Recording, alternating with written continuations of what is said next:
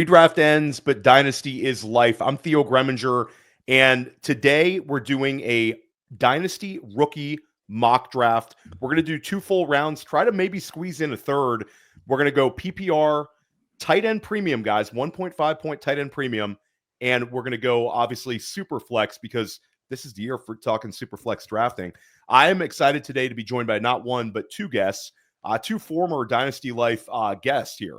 Alan Seslowsky of RotoWire and Dave Kluge of Football Guys. How are you guys doing today? Doing great. Thanks for having me back on. I was just on last week or 2 weeks ago, whatever it was, had some technical difficulties with the camera. So good to know that you're giving me a second chance here and letting me redeem myself, Theo. Yeah, so the podcast audience is getting a ton of Dave Kluge. But the YouTube audience, this is the first time seeing you here in a while. Come on, Dave, you're a real content creator. What kind of bullshit camera are you using there? What is it? You know, I use my phone, and I've never had any issues, right? You got the continuity cam on there. I don't know what happened this day. I was recording with Theo. It wasn't working, and when I touched my phone when we were done recording, you could have fried an egg on it. I don't know what was happening, but my phone was about 1,000 degrees. Well, listen, water under the bridge, Alan. We don't have time to go technical talk because we have to get to these rookies. The NFL Combine just went down. We have value shifting up. We have value shifting down. Players are starting to settle in, and NFL mock drafts, let alone Dynasty Rookie Mock Drafts, NFL mock drafts are starting to get a little more clarity as to the rounds these guys are going to land into. So we're going to give it to you, Dave. You're at the 101. Which way are you going here? I'm going Cam Ward, and I understand, like, Jeanty's going to be really good. There's other good players in this draft. Somebody's going to climb the board, but when you got a quarterback that's getting drafted 101, which it seems like Cam Ward is, whether it's Tennessee or whether they trade out of it to somebody else, I think you got to go there. You know what? Wait, Theo, let me just kiss Dave real quick. This is the correct pick. Is Ashton Jeanty, no matter what thing, is ridiculous. Now, take him. Bijan worked out over Anthony Richardson, but come on, man. Last year, Jayden Daniels would have been the pick. Well, actually, people were taking Kaleb. I like this pick. There's more of a chance that Cam Ward is on your dynasty team in 5 years than Ashton Jeanty is. Alan, every time somebody takes a quarterback over a can't miss type skill position player in a super flex draft, it makes Alan super, super excited. I will say this, Dave, if you are on the same boat as Dave and Alan, trade down because Ashton Jeanty, this is the first time that I've done one of these where somebody didn't take Ashton Jeanty at the 1. And I'll say, I get it, but Cam Ward is one of those, like, I think he goes 1, but it's not like a stone cold lock at this point that he's the 101. So if you're doing your dynasty rookie draft sort of before the actual NFL draft and you agree with these 2 guys, I'd say make a slight trade down. And some people are willing to really pay to go from 2 to 1 this year, guys, because of the power of Ashton Jeanty. Alan, kick it to you. You're at the 102. Oh, what morons you guys are. You left me Ashton Jeanty at 2. Idiots, all of you. No, but let me ask you this, though. I'm going to take Ashton Jeanty, but Dave, what if, like, Ashton Jeanty ends up on the Jets? Like, they take him at pick 7. Everyone, Breece Hall's there. He's not going to be next year because they probably won't extend them, right? So this will probably make drafts look like what we have right now. Yeah, that's what I'm thinking. I mean, I don't know if he's going to go 7. We always say this. We think that running backs are going to slide, but it seems like the NFL hasn't really picked up on the running backs don't matter the way that us analytics nerds really have yet. And we saw this with Gibbs. We saw it with Bijan. These guys still do get drafted pretty high, but still, if you got a quarterback going 101, there's no way I'm taking any running backs ahead of him, regardless of how good the landing spot is. I'm still going quarterback there. All right, well, you guys leave me a difficult decision here. I think the 103, it's going to be league specific. I'm going to go with Omarion Hampton over Tet McMillan because I think Omarion Hampton, what he did at the NFL Combine, I had him as my RB2 overall coming into the Combine. He went absolutely nuts. I had him projected to go in the first round in my NFL mock draft. And I know a number of others did, but I had him going like 29. Mel Kiper had him going 12 overall in his most recent mock draft. So there's buzz that he's going to get drafted somewhere in maybe the Jahmyr Gibbs range. And I think the downside into the 20s. So I think we're talking about a first round running back. We're talking about just an unbelievable combine. Talking about Jonathan Taylor like build, Jonathan Taylor like 40. And Omarion Hampton also has pass catching on his profile, back-to-back seasons where he caught passes at UNC. Big time producer. And I love throwing this stat line, guys. the only players in ACC history with 1,500 rushing yards and 15 or more rushing scores in back-to-back seasons were Lamar Jackson, Dalvin Cook, and ETN. That's it. There's all three of those guys have had fantasy football success. And Omarion Hampton, I think, is an instant RB1 for us in Dynasty as soon as his name is called in the NFL draft. Back to you. When he was in the combine, he was saying a lot of teams have Hampton ahead of Jeanty, which sounds crazy to people who have been plugged into the Dynasty streets for a long time. You know, everybody's obsessed with Jeanty, but you look at it, Martin Hampton's got 3 inches on him. He's got 20 pounds on him. He might have that frame that's better suited for the NFL. So I don't think it's crazy to, you know, go Hampton over Jeanty if that's the way you want. I wouldn't do it, but I wouldn't judge anybody for going that route. It's like the Lions, right? The Lions said that they had Gibbs over Bijan that one year. So, and nobody in Dynasty had it that way. Yeah, we heard about this, you know, that's a great that you brought that up, Alan, because we heard about this where we don't know how NFL teams are going to value the skill sets or the size. And I will say this, I love Ashton Jeanty, but when you're looking at like 5'8", 208-pound running backs, and you're trying to find the true upside comps for 5'8" running backs, I mean, you have to go back to guys like Ray Rice, guys like Barry Sanders. There's certainly been players at this archetype, but it's not like Omarion Hampton is almost like paint by numbers. It's a perfect 40 combined with a perfect build, and now the draft capital is going to reflect it. So I sort of get it where certain teams might really value that size, that physicality. Jeanty's just an unbelievable player, though. And Jeanty, again, like 5'8", but the strength is there. The BMI is very solid. So, again, I'm taking Ashton Jeanty every draft at the 101. Let's kick it back to you, Dave. You took Cam Ward last time. And as a reminder to everybody, we're drafting like it's every pick is unique. Dave is not like building a team with Cam Ward here. He is back on the clock, and he's going to take the best available. Yeah, and I'm going Tet McMillan here. I know that we're getting some smoke that, you know, Matthew Golden might be the wide receiver one in this class. And I think that what this class might lack in depth in wide receivers, it does have some pretty good high-end talent here. And for me, Tet McMillan, you look at the build, 6'5", you know, he's got the speed, contested catch ability. He checks all of those boxes. So obviously want a good landing spot here. But I think that when you look at ceiling outcomes for a guy like Tet McMillan, if everything works out for him, he's got the potential to be a long-term wide receiver one. Yeah, I think he's awesome. And I don't get it. The people that are sort of knocking the profile, a number of guys don't test at the combine these days. So it's almost like it's punitive for Tet McMillan not to test in the. Yeah, it means you have the draft capital locked up. And Tet McMillan is the combination of a Mike Evans, Drake London like build, a 6'5", 6'4", 215-pound build with yak ability, with the ability to handle 150, 160 targets at some point in his career. When you put those things together, you're talking about a wide receiver one. And I think Dave, like when he comes into the NFL, he's already going to be in like the top 15 wide receivers. And this, despite this being like sort of a wonderful time for young wide receivers hitting and high up in dynasty rankings, McMillan is right there in the conversation for me. So I love that. Alan, anything to add on McMillan? I have something to add. Do you think there's a case, and I'll just throw it to Dave quick. If Hampton, would you take Hampton over Jeanty if Hampton ends up in the better spot? Like if Jeanty again was a Jet and Hampton is a Charger, would that flip them in your rookie drafts? Very much so, yeah. I think the Bears are a good landing spot as well. You know, running back needy team that's really beefed up the offensive line. I think if Hampton lands with Chicago, if they go that early, I'd like that one a lot. San Francisco, Dallas. There's a lot of spots that could easily make me put Hampton ahead of Jeanty. And then the thing I'll ask Theo is same thing with McMillan, right? Like if McMillan is a bad landing spot or perceived bad, and the next wide receiver, Golden, is the great landing spot, would you flip those guys? Do you have any attachment to the player's skills at those positions? Well, and Golden's one where I was high on him before the combine, but sometimes the speed profile guy gets steamed up. And for me, Tet's pretty insulated. I think if Tet lands quote unquote poorly, unless he's attached to like a young stud wide receiver one, like if he goes to Jacksonville and they just pull the trigger and they put him, opposite Brian Thomas, that certainly would limit that target ceiling. Then maybe we start having a conversation. Sure. But that's a champagne problem because then he'd also be the 5th overall pick. They're not going to not target him. So for me, Tet, it's really hard to knock him off of wide receiver one. But I'll give you a nightmare scenario, guys, since we talked about the potential bad Jeanty landing spots. What if Ashton Jeanty lands in New Orleans, which is a viable spot for him at 9, and he's sharing touches with Alvin Kamara at least for a season.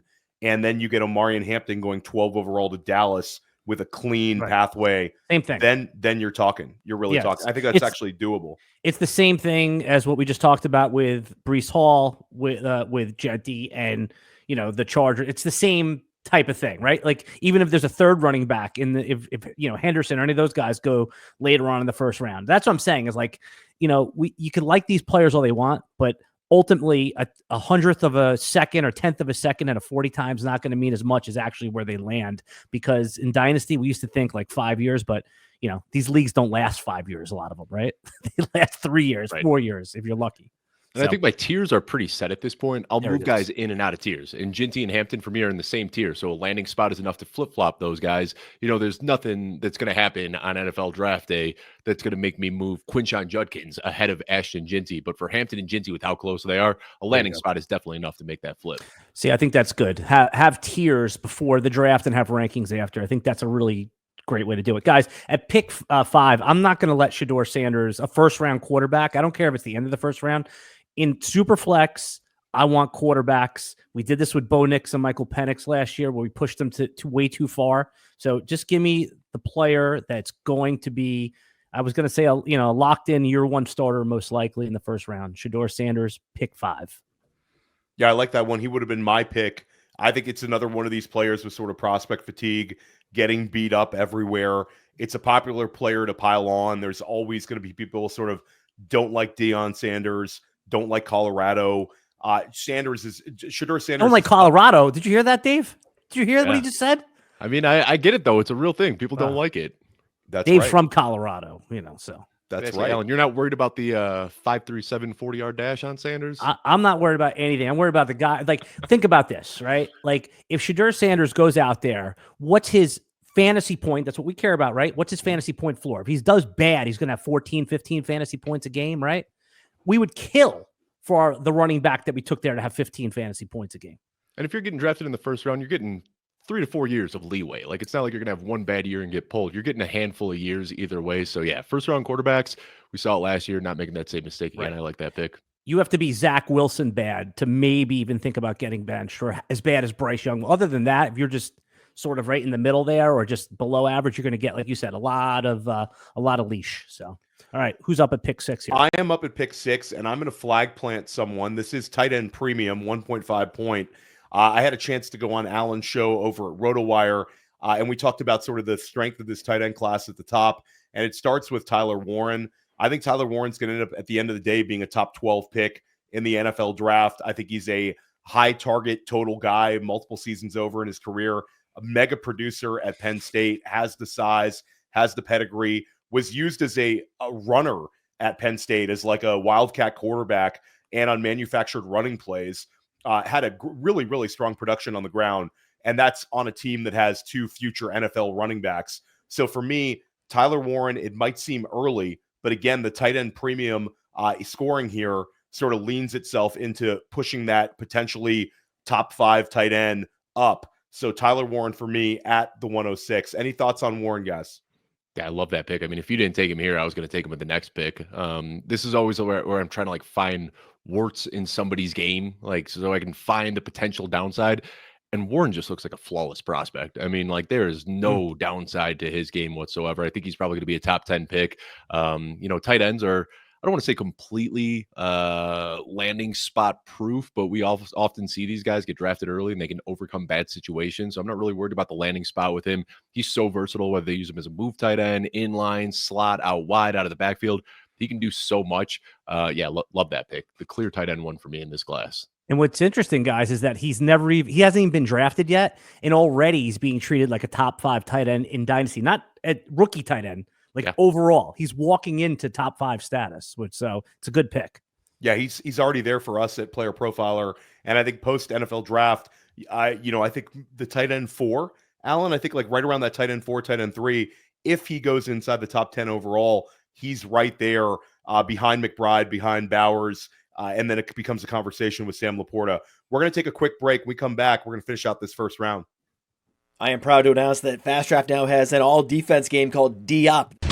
That's right, fans of IDP finally have a real money best ball game that they can play. No more manually setting up leagues every time you want to do a draft. No. Now you can play for 10 grand, 2,000 to first. Could draft up to 30 teams, all defense. And the best part, balanced scoring, tackles for loss, pass breakups. It all factors in. Just draft 6 defensive players, top 4 into your lineup every week. It's that easy. It's so easy that this isn't just for IDP people. If you love the NFL, then you'll love this game. And for the first time with Fast Draft, you can sweat both sides of the ball on Sunday. So use your host's promo code to get a $25 deposit match, and you'll love this D-Up contest because it's about time we got one. Welcome back to Dynasty Life. Theo Gremminger with Dave Kluge of Football Guys, Alan Seslowsky of RotoWire. We are drafting a PPR Superflex tight end premium rookie mock draft. We're doing this post NFL Combine. Just to give a quick recap, we started out the draft with Dave with the controversial selection of Cam Ward at the 101, quarterback Miami. Alan at the 102 runs up to the podium, puts in Ashton Jeanty, running back Boise State. At the 103, I select Omarion Hampton, running back UNC. At the 104, Dave selects Tet McMillan, wide receiver from Arizona. At the 105, Alan selects Shedeur Sanders, quarterback Colorado. At the 106, I select the tight end 1, Tyler Warren from Penn State. Just quickly before we get started here, guys, let everybody know sort of what you have going on these days. Dave, what do you have going on over at Football Guys? Staying busy. Football Guys Fantasy Football Show, Football Guys Dynasty Show. I got a mock draft coming out next Monday. We're working on version 2 of the rookie guide right now. That'll be out next Wednesday. So version 1 came out the day after the Super Bowl. Now we're doing some combine updates there. We're basically doubling the length of the scouting reports. We're updating rankings as well. Again, like we talked about early in the show, you don't want to overreact too much, but sliding some players around within some tiers. So we'll have some updated rankings there. That'll be free. Footballguys.com next Wednesday. Dave, who's the one player in the rookie guide that nobody agrees with you on? I don't know if I want to say it yet because he's still on the board, but Terrance Ferguson is my tight end too. I love that guy. Everybody else in the staff has him somewhere tight end 5, tight end 6, tight end 7, but I'm a big Terrance Ferguson fan. You agree with that, Theo? Where's Ferguson for a player profiler?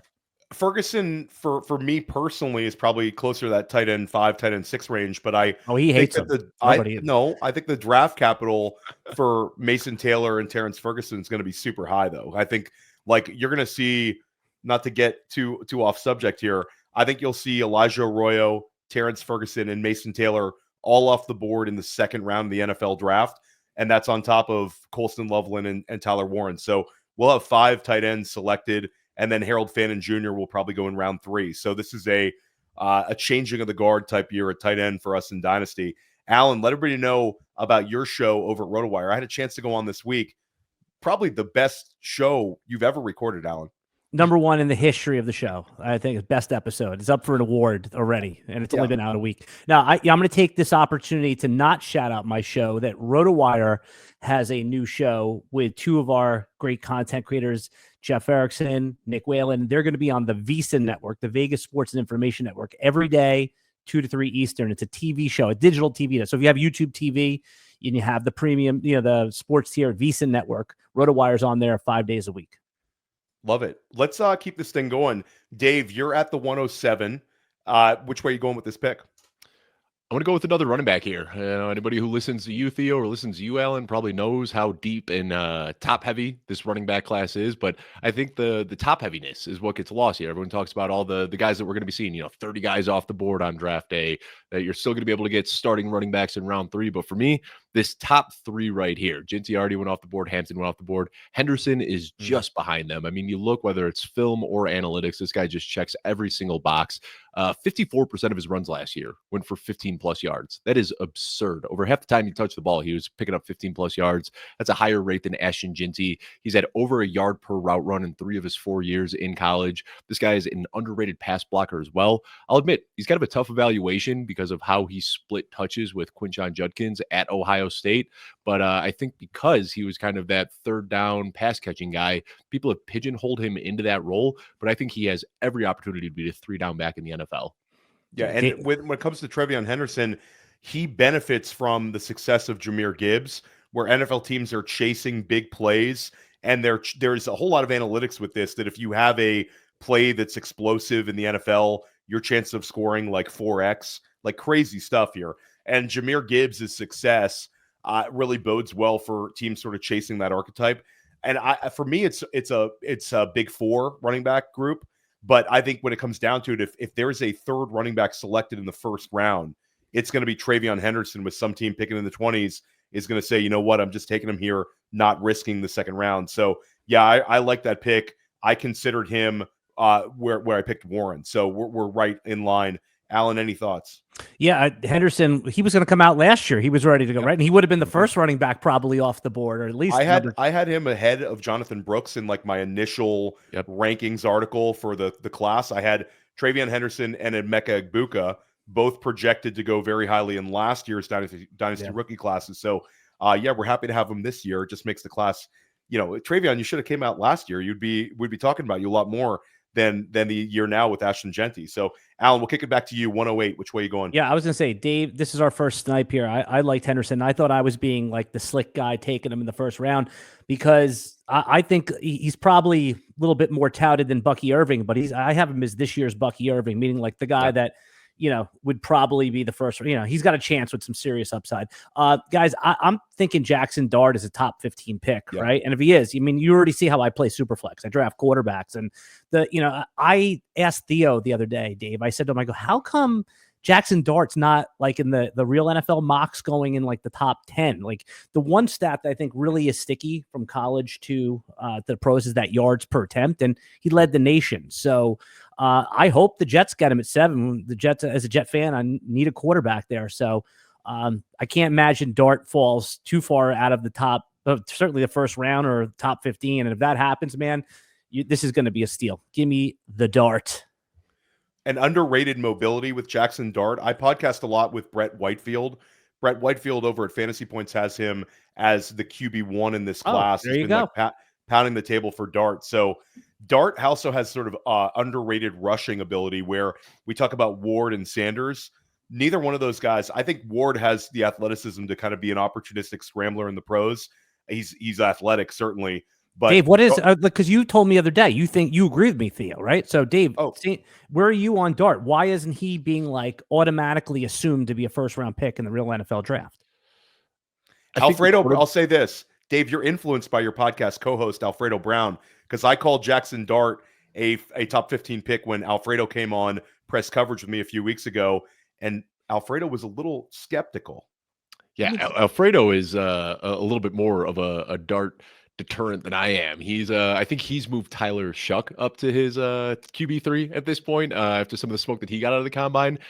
I don't know with Dart. I feel like, we know Cam Ward is probably going with the top 3 pick. I think Sanders is a pretty clear QB2. And I think quarterbacks, they improve ratings. Like, quarterbacks are the sexy position everyone wants to hear. I don't think there is a real clear QB3 in this class. And I think that everybody has their take, whether it's Dart or whether it's Shuck or whoever else. And I'm not totally sold on Dart being a first round guy. So I haven't been taking him too much in rookie drafts, but I could totally be wrong come draft. Well, let me ask you this. If he goes the 5th pick of the second round to the Raiders, isn't that like kind of the same thing? Like, why are we drawing this arbitrary line at pick 32? Like, shouldn't the arbitrary line be at pick 21 and then it goes to 40? I mean, you know what I'm saying? So you want that first round for the quarterback position, Alan. You want to use that first round pick. Like, the hit rates on second round quarterbacks. We prefer it. I will say it's not even first and second round. I did a study on this by draft pick last year, and every single pick that quarterback falls,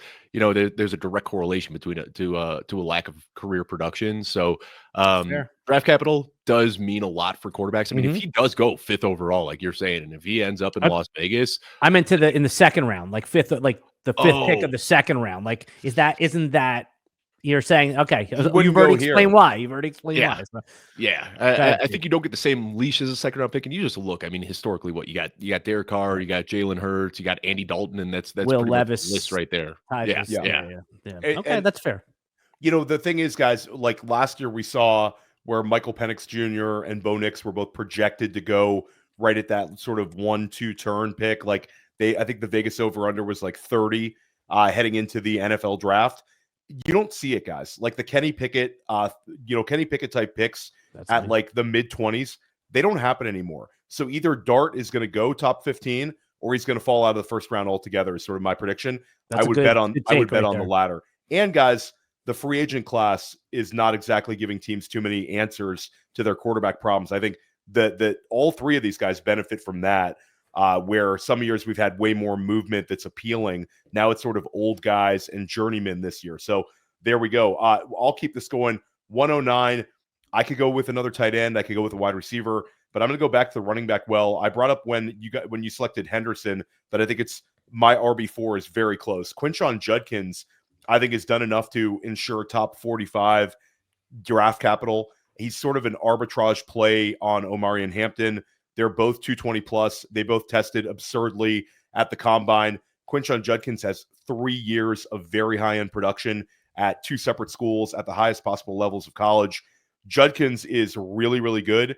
He's another one where he could land really, really well and give people all sorts of mental gymnastics. And the second round, beginning of the second, is chock full of running back landing spots to just get you excited. Cleveland at 33, Vegas at 37, New England at 38, your Chicago Bears, Dave Kluge, at 39 and 41. We brought up New Orleans potentially as the successor to Alvin Kamara at 40, all the way down to the spot that we get everybody sort of standing up and clapping, Dallas Cowboys at 44. That's sort of the wheelhouse for Quinshon Judkins. And it's going to have a sort of gravitational pull, guys. If Henderson's going off the board at the end of the first, early second, Judkins will be right alongside him. So I think Judkins could land extremely well, and he's sort of a guy that is going to be just tremendous as a pro. Yeah, Judkins was a big mover for me after the combine. Like I talked earlier about TreVeyon Henderson, you kind of have him pigeonholed into this idea that he's just kind of a scat back, and because of how he was utilized at Ohio State. And I think a lot of people look at Judkins and think that he is, just this early down plotter that can't do much else besides that. But he answered all the questions about his athleticism at the combine, so he was a big mover up for me. And I think you're right that he's probably not going to fall past the second half of round 2. Yeah, keep trade cut. Again, not that they're the be all end all, but it's a snapshot of the market, right? They have him at 8th overall in Superflex. Yeah, and I think that's about reflective of where he'll be after the actual NFL draft. Kick it to you, Dave. You're at OTC here at the 110. I guess I'm going to fall on the knife and take Luther Burden here since nobody else wants to. I understand there's some questions about the analytics here, and I believe it was Scott Barrett recently talked about the manufactured touches and how those manufactured touches, players who kind of thrive off of that in college, don't typically pan out in the pros. We're also getting some smoke that maybe Burden falls into round 2, but I think the ceiling outcome here is something you got to chase at the end of round 1. Brady Cook at Mizzou had some moments, but there was a lot of meat left on the bone where Luther Burden was getting open downfield and Cook just couldn't put it on him. And I think that's why so many of the touches were manufactured, because, Luther Burden was the best guy on the team and they wanted to get the ball in his hand. So they were manufacturing ways to do so. But I think if everything pans out for Luther Burden, the ceiling is so high there. It's not just being a wide receiver 1 or a borderline wide receiver 2. If it pans out, he's got that Jamar Chase type of ceiling with what he can do after the catch, the athleticism and all that. So, I was kind of surprised to see him fall this late, but I think this is where I can't possibly pass on Burden here. By the way, I think he's a little bit all over the place. Certain people are moving him up and down. Yeah, just when I had Cody on the podcast, Carpentier, he said that he felt the same way Dave did, except that for some reason he's fallen a little. He's gotten a little cold on him because of the hand size. Does that matter that much? The 8.5-inch hands. Like, why is that now a thing that drops a guy in the rankings? I can understand like you can't grip the ball as well, but I know the ball is a little bigger, but does it make that much of a difference in the NFL? Yeah, I mean, it's kind of like what we were talking about earlier with the second round quarterbacks. The numbers just show that, once you're below that certain threshold, you would have to be an outlier. But I just see the athleticism on tape, and I'm with you. Take a swing for the ceiling here. Yeah, because if he had 9-inch hands, he'd be going 3 picks earlier, right? I mean, exactly. So, and he also measured in Kenny Pickett, and in hindsight, that was probably a good move. Or maybe he wasn't right? Measures in at 6 feet. Measures in at 6 feet tall. Runs a 4.41 40. But yeah, the hand size has got some of these people worried. Like I know Cody talked about it. Just the hit rates on the guys with the very small hands. There's been a number of guys that sort of didn't necessarily hit. So for me, I don't worry about it nearly as much. Yep. All right. I'm going at the 111. Correct. Yep. All right, guys. There's a running back I want to take here that I probably don't need to take, but if I'm playing this like I have the 111 and my next pick is the 211, can we table talk just because we're not really competing in a draft here, right? Can I just call out some names? Okay. What do you guys think about if someone like Cam Skattebo goes in the 3rd round, but to a great landing spot? Is he worth a 1st round rookie pick? No, you're lighting it on fire. Okay. Okay. Because I want, like, if he goes to the Chiefs in the end of the 3rd round or something like that. No. All right. Did you say the end of the 3rd round? Yeah. I get what you're saying, but I don't think I would. And I'm a big fan of Skattebo. Don't get me wrong. Right. Like I really like the guy, but I think if he falls to the end of day 3, you could probably wait until the late round 2 to get him in your rookie. Well, draft. that's day 2, right? Isn't the 3rd round still considered technically day 2? Right. Yeah. Right. I think you could probably wait on him. I mean, I like Skattebo, and but he'd probably need to go, top 40 for me to be taking him this early. Okay, You that's can why you can do better with this pick, Alan. No, that's not who I was taking. That's who I want to take, and I wanted to see like what gets him into that conversation, right? Like we've taken 4th round running backs in the top of the back end of the 1st round in Dynasty before, not too long ago, right? Like running backs that have like the clear path or a good role on a good team. We've done that before. So that's why I'm just asking. Again, I wasn't going to take him here. I know it's early. He's probably more of what, like the 205-ish, right? If he lands in a good spot, but we'll see. We'll see. He's also, we don't know. I mean, right now it's all speculating. Some Yeah. people are saying that he's, around 6 pick, which I don't see. I think he's much better than that. It's just a tough year for running backs where good running backs are going to fall to day 3. Yep.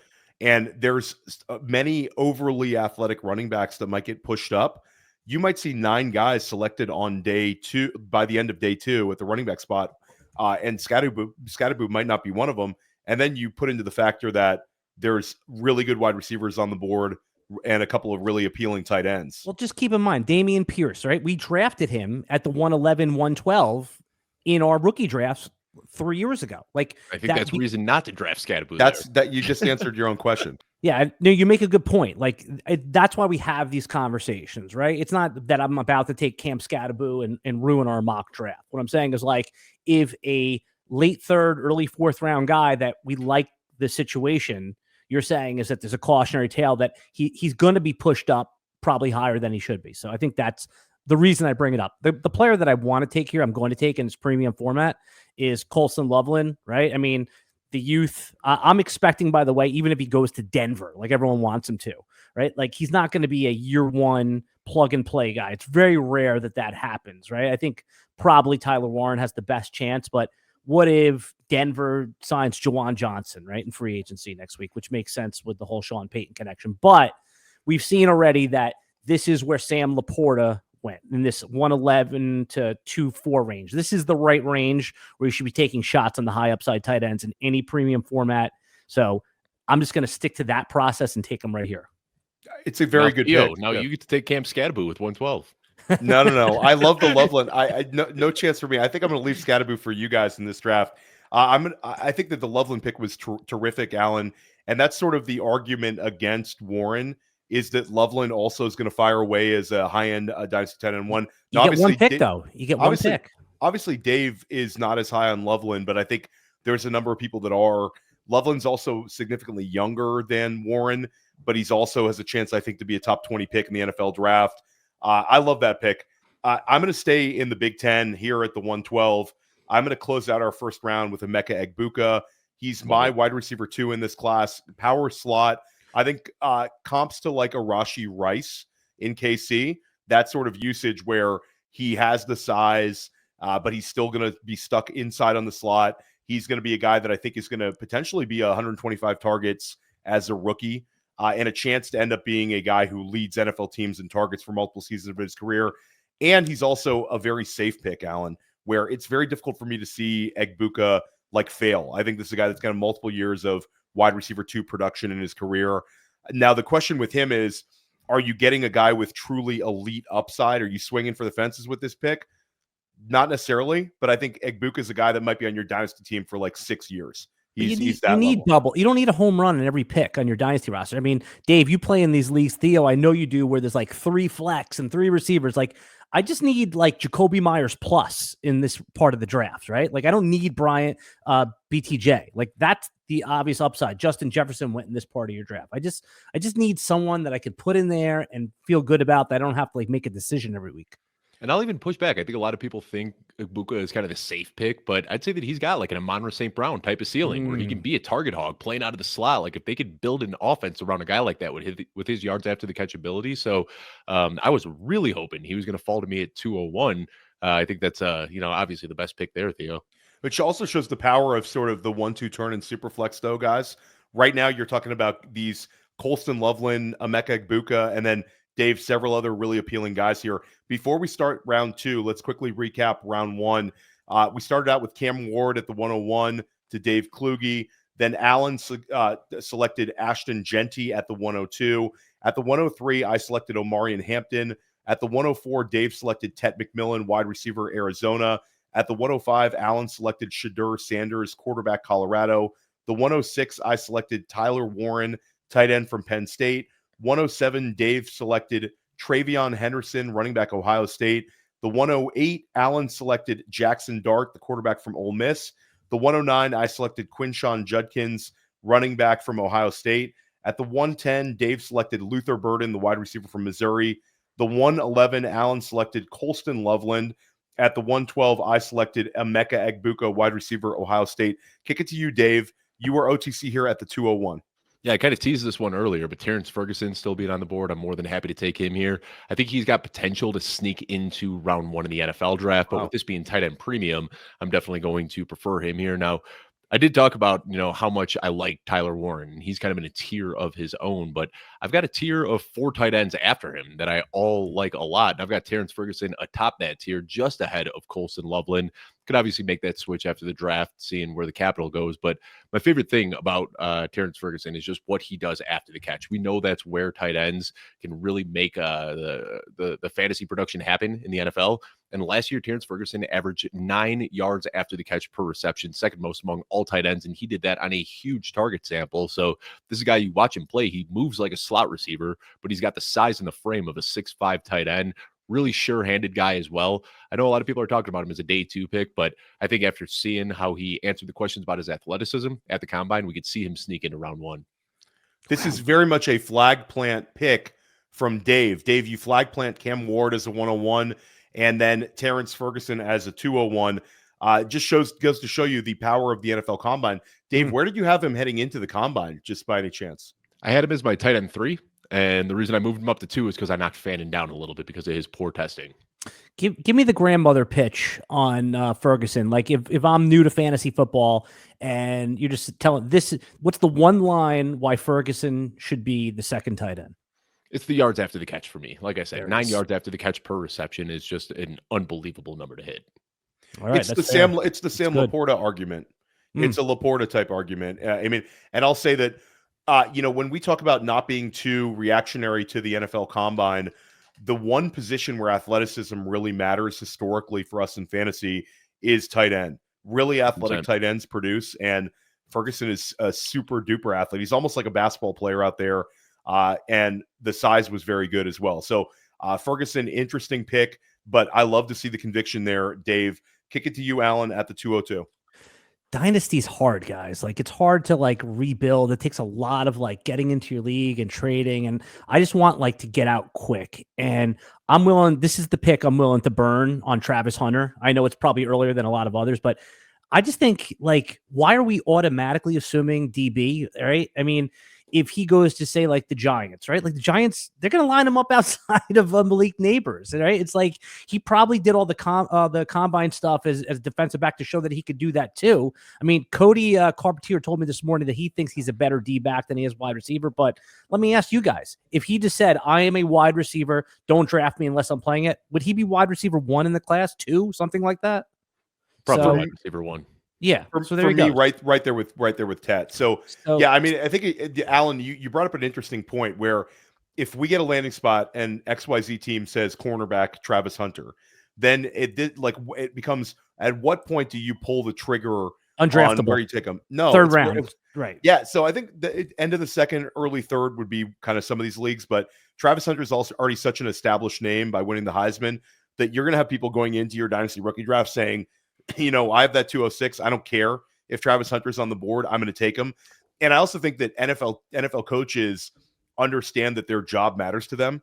You're telling me a guy is not going to play like being able to be patient and not use potentially your most talented wide receiver is a pill that a lot of these NFL coaches will not swallow. I also look at like potential for if Travis Hunter ends up being on the New England Patriots with that wide receiver room, a logical landing spot. How can Mike Vrabel not play him there? He's better than anybody else on that on that offense. Travis Hunter playing both ways, more wide receiver, puts asses in the seats, right? Sells jerseys in the swag shop. So yeah, I just don't understand why. Like I guess we're proceeding with caution. But Dave, like you would take him over Tet, right? Like at pick 4, this would be the Travis Hunter pick if he was 100%. Yeah, if he was just a pure wide receiver, yeah. And I think the old adage, like you can't win your fantasy league at the top of your draft, but you can lose it. I think that's why people are so scared of Travis Hunter, because the reality is you could be spending a first-round pick on a guy who is going to end up playing quarterback, and then you look like an idiot to your league mates. And I think that's what scares people. But the fact that he's fallen this far, I mean, if it does come to fruition that he just is a full-time wide receiver, he could clearly be the wide receiver 1. So I understand why he's fallen, because people don't want to take that pick that could end up just lighting it on fire. But the ceiling is so high that you can't not take him at the top of round 2. Right, Theo, if you get Rashid Shaheed production from him at this point, like as a part-time player, right? I mean, that's good enough for the 110, nonetheless the 202. Yeah, I think the only issue I have with Travis Hunter is the thing that I worry about is it week to week specific? Am I going to use him in this particular game because every wide receiver's like that, except for Jamar Chase and Justin Jefferson, right? You get down to wide receiver 11, it's like I could take 3 for 30 from Mike Evans, or he wins me my week. It's just how wide receivers are. And just from a dynasty, Travis Hunter is that we might not even know what the team's plan is until year 2 or 3. Like we're talking about week to week. We might be year 3 and we're still saying, what the hell is Travis Hunter? And Alan, the one problem I have with your pick here is you took him over a wide receiver that I think is going to go in the top 20 of the NFL draft too. So that's a little something there. But I'm not going to take that particular wide receiver. I'm going to take Kaleb Johnson, if we were doing this 2 weeks ago, Kaleb Johnson might go way, way, way higher. But it's being beat up simply for running a 4.57 40 at 224 pounds. That's plenty fast to be a very, very good NFL player, let alone a good fantasy football producer. Kaleb Johnson is really, really good. He just happens to be in the wrong draft class. So Kaleb Johnson as the RB5 or potentially the RB6 in dynasty rookie drafts becomes a real value. 203, I feel like, is almost a steal here. So that's an easy pick for me. Dave, kick it back to you with the 204. I don't know how spicy these picks are. I'm sure you guys can tell by the picks that I've been making so far. I don't really pay attention to ADP. Like I trust my process and my rankings, and that's kind of what I lean on heavily here. Dave, ADP will poison your brain. You're doing the right thing by not paying attention. And it happened to me a few years ago where I got too much into the play in ADP game and I had my worst year ever. So now I just trust my process. And Tre Harris is a guy that I have just fallen in love with. The more I watch him, the more I like him out of Ole Miss. The first thing that jumped out to me when I started this whole kind of looking at this class, 5.12 yards per route run. That is a ludicrous number to hit. And you watch him play, he might not have the real high-end athleticism. And I think that Ole Miss helmet confuses people because they're, thinking of A.J. Brown and DK Metcalf. He's not that type of player at all. He is a much more polished receiver, but he's still physical at the catch point. He's got the speed to break off big plays. But for me, I just keep going to that yards per route run. Over 5 yards per route run is such a crazy number. I can't remember anybody ever hitting that. So Tre Harris, I think that his ceiling in the NFL is very, very high. Yeah, there's definitely a hive for Tre Harris. Either you love him and you're willing to push, there's shout out to Derek Brown over at Fantasy Pros. He's got Tre Harris like inside of his top 6 overall. He's my wide receiver 4. Yeah, so there's some people that really love him. I do think that the one issue I have with Harris is I think there's a chance he goes off the board as like the 7th wide receiver select in the NFL draft just because of some of these guys testing, some of these guys hitting the Senior Bowl. So for me, I get it. I get the positive arguments, and certainly the analytics back up that profile. And again, that's another guy where people were really disappointed by the 40 because I think the fantasy community talked up him being like closer to a 4.4 guy, 4.4 flat type speed. So, but if he's wide Still had receiver a relative 7, athletic score over 9. I mean, he still no, had a great grasp. agreed. And size, speed adjusted, all that good stuff. So, but if he's wide receiver 7, I'm sure Dave's not going to take him there either. No. Like if he lands into a bad spot, I mean, this is like assuming that, like when you're drafting or doing these rankings before, you have to be like, okay, this is what I believe is going to happen, and if this happens, this is where I'm taking the guy. So needs to go in the second round. Needs to go inside them. Like, and again, Dave, you could talk about more hit rates at the wide receiver spot, but the argument for Harris is going to be a top 50 pick, correct? Yeah, I think that early day 2 or early round 2 is about where I expect him to go. And that's I mean, the best case scenario is that he sneaks in at the end of round 1 and gets one of those ideal landing spots. Absolutely. Lofty expectations, but yeah, it's a round 2 at a minimum. Third round has been a poor spot for wide receivers to land in. Terry McLaurin, Deontay Johnson, both really hit out of the third round. Tank Dell, obviously, that was disappointing there. But third round's been a sort of a death sentence in a lot of years. So when these guys go in the second round, it's a much more appealing thing for us as dynasty managers than trying to find those third round. Now, Jalen McMillan, maybe he's going to be another hit out of the third round. So it's not like a death sentence, but the hit rates have been way fewer than the guys in that top 50 draft capital range. Again, though, it's like if he goes at pick 33 or 34, like why are we drawing that arbitrary line? When I say we, I don't just mean this group, right? Like last year, Ladd, went there, and he's basically a first round pick. Keon Coleman, we'll see, but Xavier Legette. I mean, maybe that Tre Harris is this year's Xavier Legette, where he's like that last couple picks. So, Alan, keep us going here. 205. It's got to be Matthew Golden, right, guys? I mean, that's 100%. So I mean, a lot of smart fantasy analysts that watch a lot of college football way more than I do are now moving Golden up to 1 or 2, certainly not worse than 3 here. And any team that takes him is going to fall in love with the speed. Kind of like they did with Xavier Worthy last year.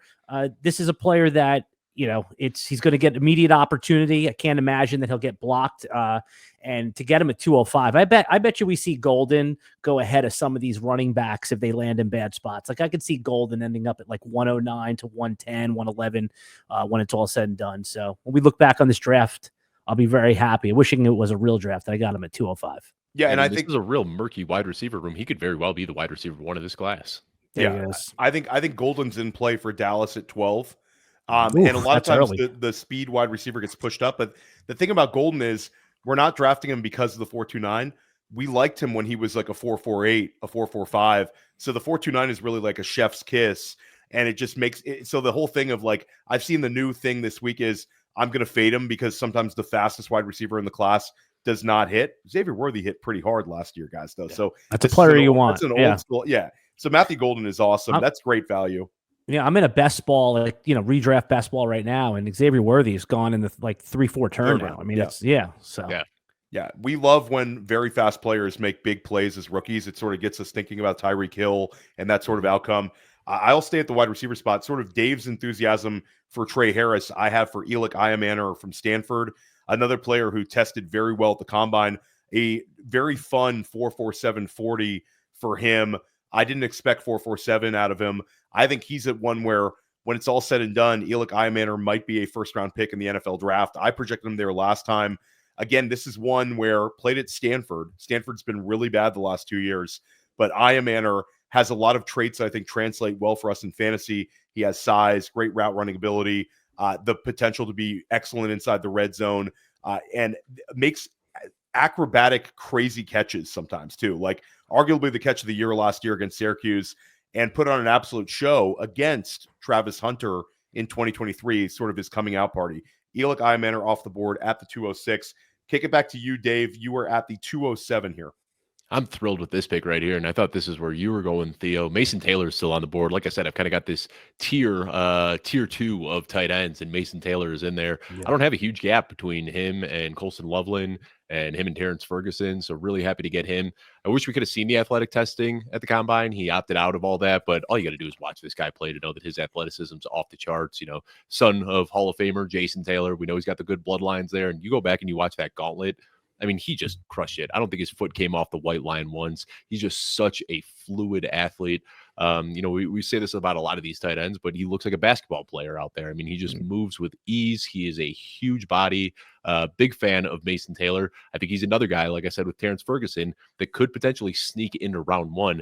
I think everybody has gotten so over their skis about how good this running back class is that they don't realize how good this tight end class also is. And I'll say Mason Taylor, I was at the Senior Bowl. Mason Taylor is excellent. I had a chance to stand next to the guy. Mason Taylor is an absolute unit.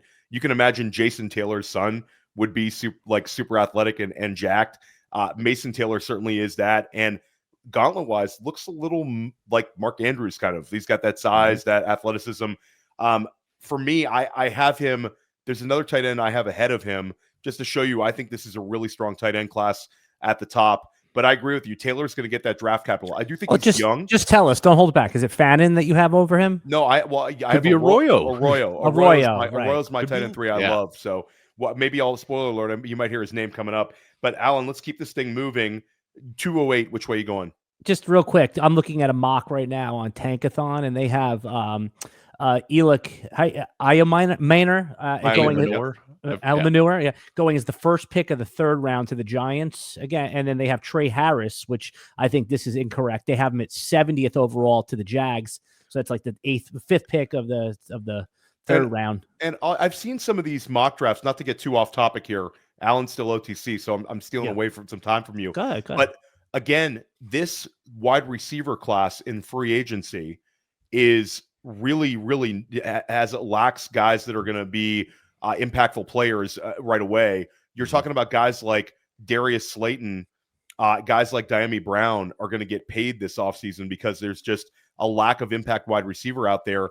You saw Deebo Samuel get traded. The best player available in free agency right now is 32-year-old Devontae Adams.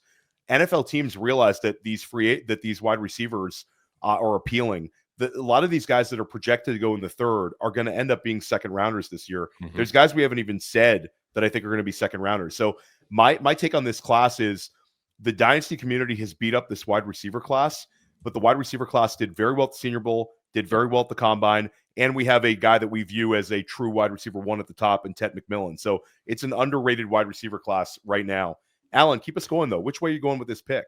Yeah, if Jalen Milroe gets drafted in like the first 5 or 10 picks of the second round, you're going to be stealing him right here, right? This is where Will Levis should have gone, not at the 111 the year he was drafted. But if Jalen Milroe goes in the third round, then this is going to look a little foolish. So I just think that he keeps moving up. People it's the second round. They're like, hey, let's take a shot on a quarterback here. I mean, everybody knows all the big time stats and they discount them, right? Because of where he went to school. But I mean, I get that he's not a first round quarterback, but if the Raiders go with a position player and don't take Sanders, why won't they take him at the 5th overall pick of the second round? So if that is what happens, this is going to be great value for Milroe.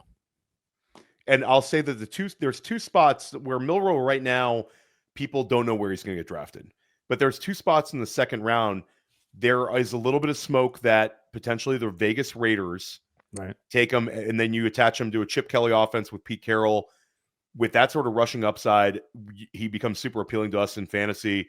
And then the other spot is New York goes into the year with Tyrod Taylor as their starting quarterback, and they draft Milroe in that early second round. So they're Jets, pick 42. So they're 42. That's like the 12th pick. I was thinking that if Tennessee traded down out of that pick and they end up with Travis Hunter, that they could take him with the pick 35 or something like that. He won't last to the Jets. We'll see. I think he's a wide range guy for Milroe, but again, we've talked about Alan. All you need is one team to sort of fall in love with the profile. 209 here, I could go really any way. I'm going to take RJ Harvey, who is my running back 6 in this draft class. RJ Harvey, unbelievable production in Central Florida, terrific Senior Bowl, and then he backs it up. He runs a 4.4 flat 40. RJ Harvey is really good. And you start talking about explosive runs, guys. He had the second most explosive runs in college football behind Ashton Jeanty. I don't think the fantasy community is sort of where they need to be at with RJ Harvey. It's sort of like once we get past RB5, there's all sorts of movement. But I think post NFL draft, there's going to be more and more people with RJ Harvey as the RB6. There's a chance, guys, he's a 1-2 turn guy in Superflex. Yeah, you sniped me on that one. I love RJ Harvey. I got up as my RB6 in this class. Yeah, you hit it all on the head. The That explosive video, plays are there. that social media video, the transition one sick. of, The best. I mean, one of the sickest videos I've seen. For anyone who hasn't seen it, there's a transition video from him. You know, he's not that type of transitioning, Theo. Stop it. Stop it. Not that He's kind of show, Alan. Yeah, he's running the 40 in his underwear Olympics, and it transitions to him in game speed, and it's kind of like the same thing. He doesn't get slower; he gets faster in the game. It's awesome. It's awesome. What I want to say Shout out about to Central Florida just crushed it there. Whoever runs that social media account, Central Florida continually puts out absolute fire for their guys. So big shout out to those guys. And I think everyone gets so enamored with the big plays from RJ Harvey. You talked about it, second most explosive runs behind only Ashton Jeanty, but he was also a workhorse at UCF. Yeah. I mean, he was getting a ton of touches. He can run between the tackles. He makes lemonade out of lemons, as our Matt Waldman likes to say. He's got great footwork through traffic. I think he's a very complete back. And we've seen now these smaller guys can handle bigger loads in today's NFL. So don't be surprised if he ends up landing on a spot where he can be a 3-down back. So Dave, I sniped you. Which way are you going to You go with this pick at the 210? I'm going to go with Jayden Higgins. This is a guy that I really, really like. He's got a prototypical size to be a wide receiver 25 touchdowns over the last 3 years. He's just been a touchdown machine. I watch these Iowa State games, man, and those receivers, they were good. They got another receiver that I don't think we're going deep enough in this one that I'd like to draft as well. But I think Jayden Higgins has all of the makings to be a potential wide receiver 1. Lacking maybe a little bit in the athleticism, but I think he makes up for that with his polish and with his size. So, more than happy to get him here. Yeah, I mean, that was who I was going to take. So just remind me if we go into any rookie drafts, not to draft near Dave Kluge. All right. There's a couple running backs here. And again, this is going to be landing spot dependent. There's reasons for all of them, but I know you guys don't like him as much as I do, apparently, but man, the number of receptions is 20 that I like for a college running back to be pass catch viable. But Skattebo had 40 something? Yeah. So I'm taking him here. Even if he's a 3rd round or a 4th round pick, that doesn't really matter too much. At the end of the 2nd round, this year's Bucky Irving, right? We haven't even said that term too many times yet. You remember it was this year's Cooper Kupp, and it's this year's Puka Nacua. This year's Bucky Irving is a thing. I'm going to take Skattebo there. Yeah, I like that pick a lot. You talk about the pass catching upside. I think everyone's got this idea that he's just an early down thumper, but another guy who was a workhorse in college and a very underrated pass catcher. There it is. Let's see. He had 45 receptions this past year for college. That's pretty insane. He doesn't come out his pro day and run a 4.9. Exactly. For me, it's just there's a few running backs that I like more than him, but I will say for the dynasty community, if Skattebo gets his opportunity and hits, ends up getting let's say a Tyler Algier rookie year outcome, the trade market for him is going to be exceptional because he's sort of a known commodity, sort of like how Braylon Allen had his window where you could have really, really recouped a lot more than you paid for him. Skattebo has that power because of the name. Again, there's other running backs I like more than him, but Skattebo still, did unbelievable things. And Dave, I think you had a good take on X about how he tested very well in the broad jump, the vertical, even though he didn't run the 40. And usually those are sort of reflective to athleticism. But again, I think the draft capital, it's a wide range here, Alan. I don't know if round 3 is in the cards with this draft class. I'm going to wrap up the 2nd round. I'm going to take Elijah Arroyo, tight end I love out of Miami. I think like Dave talked about with Terrance Ferguson and Mason Taylor, Arroyo also has a chance to get exceptional NFL draft capital. I think, guys, at the end of the day, he'll be the 3rd tight end off the board. Unbelievable player at the Senior Bowl. And apparently he can fly in the 40. So we'll see what happens. Miami Pro Day is March 24th. We'll find out relatively quickly. But Elijah Arroyo off the board. Guys, I say we go lightning round. We're going to go lightning round, 3rd round. Thank you. Try to do the 3rd round in 5 minutes or less. We'll see. It's probably going to turn in 10. But let's go at it. Dave Kluge, you're back on the – you know what? Actually, let's do a quick recap of round 2 for our podcast audience. At the 201, just say the players, though. You don't have to say who drafted them. Well, I get pushback on that. If I don't say the player and the position, some people don't like us. Some people No, I'm saying you don't have to say Alan drafted or Dave drafted. The 201, Terrance Ferguson, tight end, Oregon. The 202, Travis Hunter, cornerback / wide receiver. At the 203, Kaleb Johnson, running back, Iowa. The 204, Tre Harris, wide receiver, Ole Miss. The 205, Matthew Golden, wide receiver, Texas. The 206, Elic Ayomanor, wide receiver from Stanford. The 207, Mason Taylor, tight end from LSU. The 208, Jalen Milroe, quarterback from Alabama. The 209, RJ Harvey, running back from UCF. The 210, Jayden Higgins, wide receiver, Iowa State. The 211, Cam Skattebo, Arizona State, running back. And at the 212, Elijah Arroyo, tight end, Miami. We're at the 301. Dave Kluge, who you taking? I know we're on lightning round here. I'll keep it short and sweet. Jalen Royals had 3 yards per route run last year at Utah State. He's a little bit undersized, but just so dynamic with the ball in his hand. We heard he was one of the big winners coming out of the Senior Bowl. Really interested to see the draft capital here because I could see some teams, putting a round 2 value on him. Some might have him as more of a day 3 pick, but all you need is one team to take that chance in round 2, and I think it could possibly happen. Yeah, I think he's day 2 pick and a big winner at the combine with that 40 as well to back it up. Alan, OTC at the 302. Yeah, 36 touchdowns in 2 years, and how many receptions was it? I had it here. And 30 receptions last year, 39 the year before. Ollie Gordon, man, right? Just doesn't matter where he goes at this point. He's the type of player that whoever drafts him, they're going to use him, right? So, and he's an NFL size back. And round 3, man, this is going to feel like a Brian Robinson pick from the year he was a rookie. This is right where he went. 303 for me. I get my wide receiver 6 in the class. Jaylen Noel, wide receiver, Iowa State, crushed the Senior Bowl, crushed the combine, had very similar production to Jayden Higgins. Both of those guys had exceptional years for Iowa State. Jaylen Noel and Higgins, I think, are both second-round draft picks in the NFL draft. Great value here at the 303. Back to you, Dave Kluge, at the 304. Harold Fannin, I know he didn't have the best combine. We all wanted to see better athletic testing, but the athleticism shows up on tape. I don't know if he just, had a bad breakfast or what it was, but, you look at the production, what he did at Bowling Green last year. This is a deep tight end class, and we talked about that, especially in tight end premium. If Harold Fannin's fallen in round 3, I got to take him. Yeah, you sniped me again there. I was going to take Fannin. So what round, Theo, what round do you think Fannin's going to go in now that he has this perceived bad combine? I think someone's still going to pull the trigger in round 3. I think this is a transformative. I've said it's a transformative tight end year, and I've gotten a lot of pushback from people on that. Shout out to Jax Falcone over at the Undroppables. Loves to tease me for that one, but I believe it. I think Harold Fannin, again, all it takes is one, and there's some NFL team based on the production. And guys, he didn't run a 4.9. He ran a 4.7. Right. So it was disappointing, but it's not like he's like really slow. And guys, the 2 teams with the 2 best pedigreed teams that he went up against this year, Penn State and Texas A&M, both those defenses are full of Sunday players, and he ripped them both to shreds. Harold Fannin is different, and I think he's still a profile you want to bet on. And now, Dave, we get him at a position where it's all positives in the 3rd round here. So Harold Fannin, I think at the end of the day, you might have to use that second in some leagues if he gets drafted in the 3rd round in tight end premium. Great value where he goes right here. Your pick, though, Alan.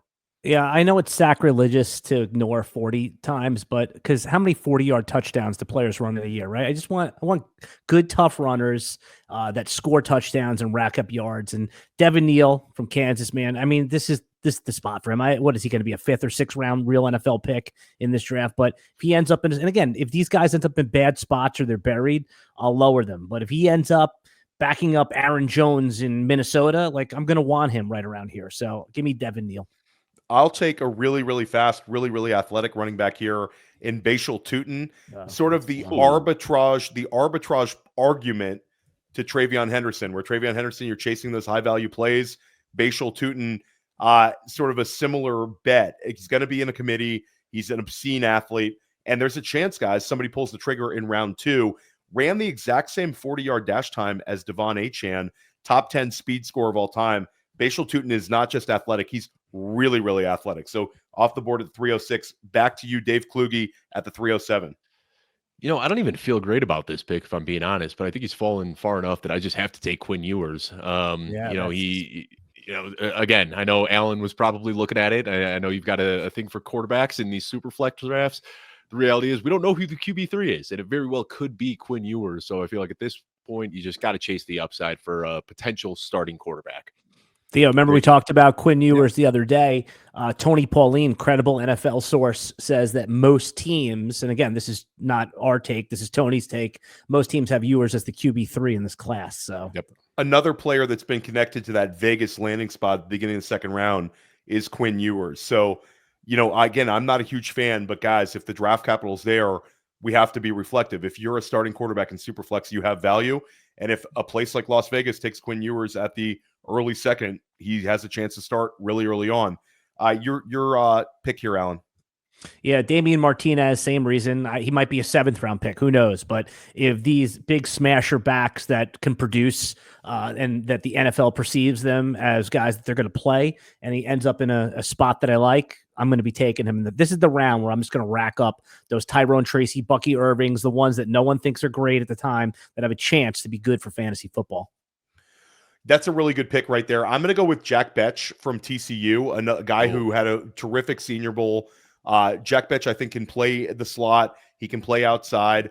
And again, this is a guy that I think NFL teams are going to value. I think he has a chance to get drafted in that Jalen Polk to Adonai Mitchell range in the 2nd round. Got great size. And again, the Senior Bowl winners have been getting pushed up in NFL drafts for multiple seasons in a row now. Jack Betch, I think NFL teams are going to like this profile. Jack Betch off the board at the 309 here. My co-host Alfredo Brown comped him to Puka Nacua, and that's all I could see when I watch him play now. The way that he just immediately gets upfield, no wasted movement, magnets for hands. Jack Betch is a guy that I was hoping to get with my next pick, but I should know better than to not here in the room with you two. That's right. Who's up next? I think you're up, Dave. Back to you, Dave. Oh, back up to me. All right. I will go with your final pick here, Dave. So it's got to be noteworthy. Don't screw this up. How much do I want to plant a flag here? Do I want to get like my favorite round 5 guy, or do I want to go with the good pick here? I think you should. Well, no, I was going to say you mentioned your good pick, but talk about your 5th round guy because you know what we'll do. Let's do it at the end. We'll give a sleeper pick that we were disappointed not to be able to select. So make your best pick here, Dave, and then we'll do one other quick lightning round. Love it. My best pick here. And again, I don't know if this is my best pick. This is how I've got it ranked. I love Luke Lachey out of Iowa, and I know that it's just been a funnel nonstop. Just like these tight ends coming out of Iowa just seem to go straight into the Pro Bowl. And I don't want to helmet scout too much. Luke Lachey was a tough guy to get a read on because he kind of started to break out in 2022. 2023 came around, and he immediately season-ending ankle injury, and we didn't get to see anything. It seemed like that injury was still impacting him in 2024, but we saw him come out of the combine, check the boxes that we wanted to see for athleticism. He's just got that prototypical NFL tight end frame. He's big, he's polished, he can catch the ball, he can block, he can kind of do it all. So we've talked so much about how deep this tight end class is. And in a tight end premium league, I'll absolutely take the risk on Lachey. Good deal. No, go for it, Alan. Yeah. Why didn't Dylan Sampson out of Tennessee test in the combine? Well, he weighed in at 200 pounds, and actually, I'm kicking myself now that you say the name Dylan Sampson. Yeah. I totally forgot to say his name in this draft, so I'm glad you remembered. Yeah, I mean, I was thinking about him a couple picks ago. But at 5'8", 200 pounds is plenty, right? Like that's Maurice Jones-Drew. James Cook. Cook. Okay, there you go. How heavy was Maurice Jones-Drew? He was like 5'7", like 210. Yeah, he's a little thicker, and Jones-Drew. I'd say for like the Sampson. I don't even remember who said it, but the Sampson James Cook. That's sort of like the upside play there. Sampson, big time production. Also, he's 20, Alan. Right, 1,500 yards, 22 touchdowns, and then again that threshold of 20 receptions. And to me, what that signifies is that he can pass catch in the NFL. Right, like he's done it. That's enough that he's done it 20 times. It's a couple grabs a game. So Dylan Sampson, he'll go higher than this, especially if he goes in the 3rd or early 4th round. But I'll take him here, in hopes that he lands in a good spot. And I will close us out here with DJ Giddens, running back, Kansas State. If Bhayshul Tuten didn't have that combine, there would be more discussion about just how well Giddens tested athletically. Also had really high-end production at Kansas State. This is another player where this draft class is so deep at running back, but some team might love the fact that Giddens has elite athleticism with the ability to absorb a high volume of touches. DJ Giddens to close out our 3rd round. Let's kick it over to you, Dave. Who's a player that we didn't say that you were really disappointed that you didn't get to draft? Taj Brooks is a guy that I know I can like always get in round 5. It seems like nobody else cares about Taj Brooks. I get it. He's a little bit older, but you saw the production in college. And for me, I think there were a lot of questions about his athleticism. So when he came out in the combine and was able to check elite boxes in the 3-cone and shuttle drill, the 2 drills that translate most to career production for running backs, got really excited about that. I think he's going to fall late into day 3 because of his age and because of the mileage on him, but he's a pro ready guy. If I can get a guy in round 4 or 5, even if he's only got 2 or 3 years of shelf life in the NFL, I am more than happy to take that. Alan, who's the guy that you have your eyes on here? Well, the guy that I didn't get to draft that I wanted to draft was Quin Ewers. I thought that he was going to fall to the end here. So again, like if he ends up being the 3rd quarterback, but somebody that wasn't drafted, how about Xavier Restrepo? Not that he's a home run pick, but I just, if we're playing in our 3 flex league, it feels like that he has a chance. I felt this way about Roman Wilson last year. So don't take my word for it. But if Restrepo lands in a spot that, he's going to at least be on the field, it sounds like can he give us 10 PPR points a week? He's certainly capable of it with the production he gave everybody at Miami. So, Alan, all I'm going to say is that this is a good time to go out and buy Roman Wilson. I'm not ready to write him off yet. If a guy gets injured in the preseason and misses preseason, misses rookie camp, it's almost impossible for that guy to ever get up to NFL speed. And Tomlin said that. They asked him, they said, what's going on with Roman Wilson? He said, it's really hard to jump on a moving train.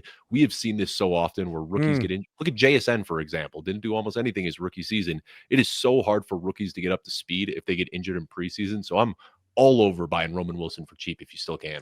Would you like trade away Deebo Samuel to get him? And maybe there's like a little extra pick equity with him. Like, yeah, I was going to, if I could get like a 4th, 3rd round pick in return, I'm probably doing it. But yeah, 3rd in a row. I bet you can get that done in a Yeah. dynasty league, right, Theo? You can give away Deebo, get Roman Wilson and a 3rd back.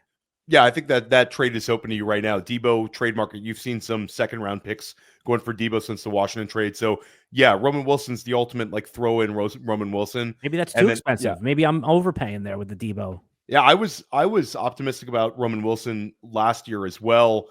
I don't know. It's sort of a kind of guy that I would be happy to re-roll the pick this year, especially with the depth. For me, the one name that we didn't say that I think is still going to get very strong NFL draft capital despite the disappointing 40-yard dash time. Isaiah Bond had 24.17 miles per hour at the NFL scouting combine in terms of the miles per hour testing, which is absurd. But then he runs the 4.40 when he was supposed to be the one who puts up a Xavier Worthy like 40-yard dash. And he told everybody that. So Isaiah Bond is one where I don't have him like extremely high up. I think I have him as like wide receiver 13, wide receiver 12 in my rankings. But I think after the NFL draft, some team might just say, Bond is a 2nd round pick, and we sort of have to adjust a little bit. This was awesome today. Fun. We really covered a lot, guys. Give us one more time what you have going on, Dave. Football Guys Dynasty Show, doing 2 episodes a week there. Football Guys Fantasy Football Show, doing 2 episodes a week there. NFL mock draft, not a rookie mock draft. We're doing an NFL mock draft that I'm writing over the weekend. That'll get published Monday morning. And then on Wednesday, the 12th, coming up here next Wednesday, we've got version 2 with combine updates to our Football Guys rookie guide coming out. Love it. Alan, what do you have going on? You guys are content machines, man. I can't keep up. Unbelievable. No, a lot of respect for that. Yeah, again, just shouting out RotoWire's VSiN show. It's the Vegas Sports and Information Network. It's on Monday through Friday, 2 to 3 Eastern on VSiN, which is a digital television network. Check that out. Yeah, and stick with us here on Dynasty Life. We're going to be dropping pods like this all the way up to the NFL draft. And Alan Seslowsky will be the guest coming up next week on the Sonic Truth podcast with Matt Kelly and myself. We'll see you soon. And guys, a lot of fun today. Thanks to everybody for watching to the end.